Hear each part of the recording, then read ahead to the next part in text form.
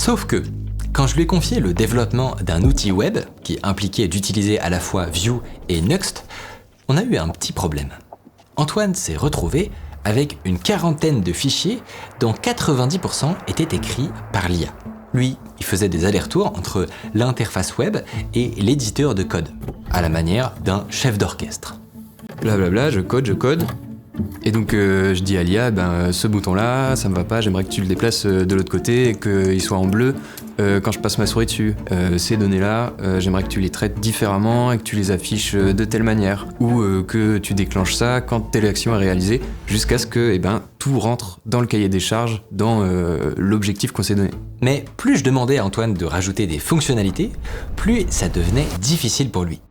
Jusqu'à un point où il s'est retrouvé noyé sous une montagne de code illisible. Du code généré par IA, impossible à débugger parce que beaucoup trop verbeux. On s'est retrouvé en réunion et pour diagnostiquer le problème, j'ai commencé à poser des questions. Donc j'avance dans le projet, tout se passe bien, jusqu'à ce qu'on arrive à un problème que l'IA n'arrive pas à résoudre. Donc je dis recommence, essaye une autre méthode, y a rien à faire, on est dans une impasse.